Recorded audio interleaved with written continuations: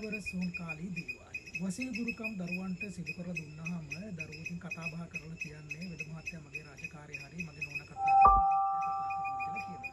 ඒ වගේම තව පිරිසක් ඉන්නවා කර දුන්න මොකද වෙන දේවාල වල ගිහිල්ලා ලක්ෂ ගණන් වියදම් කරලා ප්‍රතිඵලයක් උදා වෙලා නැහැ. ඉතින් ඒ නිසා ඒ දරුවන්ට කර දුන්නාම සන්තෝෂෙට ගොඩක් පිරිස ඉන්නවා.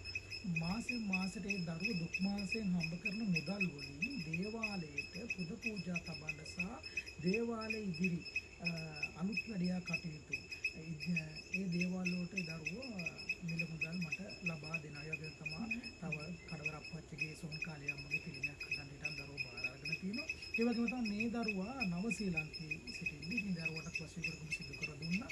ඒ දරුවා මට මගේ යහනට පූජා කරලා තියෙනවා මෙන්න වෙන පහක පිත්තොලින් සදපු නාග පිළිමයක්. ඉතින් ඒ ආකාරයේ දරුවට ඒ සන්තෝෂයෙන් කර දුන්නේ. මම කිසිම වෙලාවක ඒ දරුවට ඉල්ලන්නේ නෙමෙයි. දරුවට කිසිම දෙයක් මම ඉල්ලන්නේ නැහැ. මොකද දන්නවා ගොඩක් දරුවෝ දන්නවා මම එහෙම ඉල්ලන වෙද මහත්තයෙක්වත් මේ දේ කර දෙන්න කියන වෙද මහත්තයෙක්වත් නෙවෙයි.